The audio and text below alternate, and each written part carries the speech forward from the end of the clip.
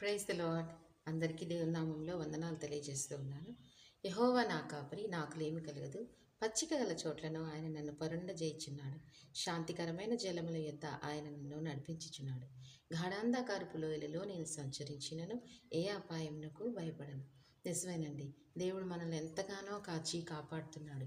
అనేకమైన వాగ్దానాలు ఇచ్చి దేవుడు మనల్ని ఎంతో ఆశీర్వదిస్తూ ఉన్నాడు. అయితే మనం చేయవలసింది ఏంటో తెలుసా? ఈ వాగ్దానాలు ఇవన్నీ ఎప్పుడు మనం పొందుకుంటామో తెలుసా?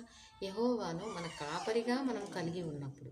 యెహోవాను గనుక మన కాపరిగా కలిగి ఉండి ఆయన మీద మనం భారం గనుక వేస్తే నిజంగానే పచ్చిక గల చోట్లలో మనం చేస్తాడు. అలాగే గాఢాంధకారపు లోయల్లో మనం సంచరించినా కూడా దేవుడు మనల్ని కాచి కాపాడుతాడు.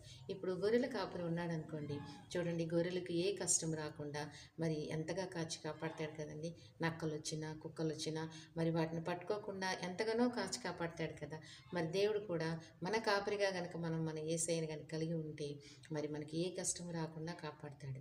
అయితే ఈ వాగ్దానాలు ఇచ్చిన వాటిని అన్నింటినీ గనక మనం పొందుకోవాలి అంటే మాత్రం యెహోవాను మనకు కాపరిగా మనం కలిగి ఉండాలి. కాపరిగా గనక కలిగి ఉంటే మాత్రం మరి దేవుడు ప్రతి వాగ్దానాన్ని మన జీవితం పట్ల నెరవేర్చడానికైతే తయారుగా ఉన్నాడండి. ప్రయత్నం చేద్దాం యెహోవాను మన కాపరిగా కలిగి ఉండడానికి. Thank you.